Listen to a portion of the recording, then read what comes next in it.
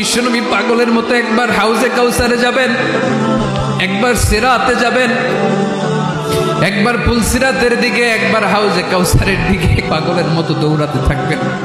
তার কোনো গুনাহগার উম্মত যাতে জাহান্নামে ঢুকে না যায়, সেদিন কেউ সুপারিশ করতে পারবে না বিশ্বনবী ছাড়া।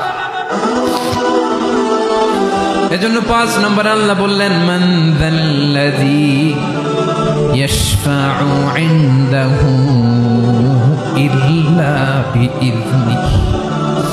কার সাহস আছে, কার এত বড় বুকের পাটা কিয়ামতের কঠিন দিন আল্লাহর সামনে দাঁড়িয়ে সুপারিশ করবে? কারো ক্ষমতা, কারো ক্ষমতা নাই। বিশ্বনবী সেদিন সেজদায় পড়ে উম্মতের জন্য কাঁদবেন, সবাই কাঁদবে, নফসি নফসি, আল্লাহ আমারে বাঁচাও, আল্লাহ আমারে বাঁচাও। বিশ্বনবী বলবেন, উম্মতি উম্মতি।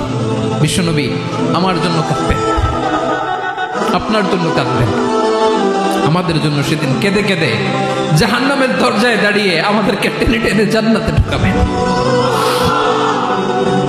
এজন্যই বিশ্বনবীর ভালোবাসা যেন আমাদের হৃদয়ে ভরপুর থাকে। আমার ভাইয়েরা, প্রতি শুক্রবার বিশ্বনবীর উপরে বেশি বেশি যেন আমরা দুরূদ পড়ি। আমরা যখন বিশ্বনবীর সালাম দেই, দুরূদ পড়ি, একদল স্পেশাল ফেরেশতা আছে যারা বিশ্বনবীর দুরূদটা নিয়ে সরাসরি বিশ্বনবীর রওজায় যায়, যে বলে অমুকের বেটা অমুক আপনারে সালাম দিয়েছে। বিশ্বনবী নিজ কবরের থেকে নিজেই সালামের উত্তর দেয়।